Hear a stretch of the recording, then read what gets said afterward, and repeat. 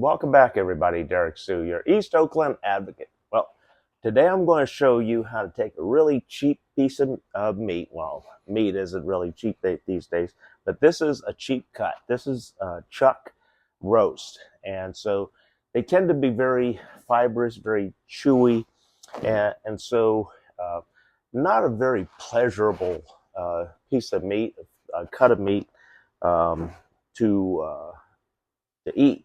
But it does have a lot of marbling. It does have a lot of flavor. And I'm going to show you how to make it tender. And it's really simple. Baking soda.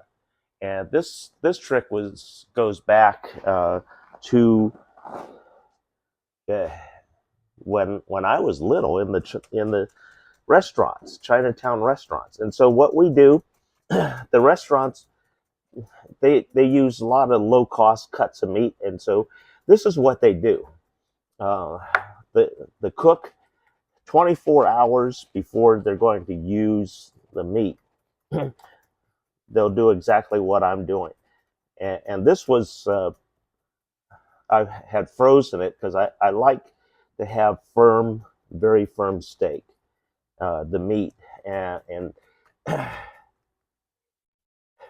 I'm just poking this full of holes, and then this allows the pockets of the alkaline, the baking soda to work and soften the meat. And um, you can use a tenderizer, but if you're sensitive to MSG, uh, meat tenderizer has MSG in it. So for those of you that are sensitive to MSG, that's not a good thing. For me, I grew up on MSG, so it doesn't affect me, and I prefer it. But this is one of the things, one of the tricks that you use to soften the meat, and you want it to penetrate into all of those holes that you just poked. And so I'm pressing this into the meat and into the little holes, the piercings that I did with the fork. And then also what I'm going to do, I'm going to put a little bit of water on it to wet it down so that we get the penetration into the meat. And then also what you want to do is flip it over. Do the same thing, poke it full of holes. And once you get it all poked, and then you get the baking soda all embedded into the meat, put it in the refrigerator, wrap it up, put it in the refrigerator, or you can put it in a bowl, kind of like dry aging. Is It'll sit open in the refrigerator, and the meat will dry out slightly, and that actually is a good thing. We're not going to season it just yet, because what we want to do is just make sure we tenderize the meat.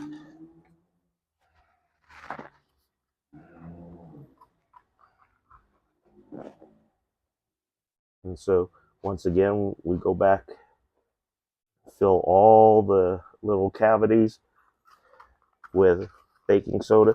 Be sure to break down the chunks. If you have chunks in the baking soda, you really don't want the chunks. And this helps break down that real hard muscle fiber that's in our cheaper cuts of meat. And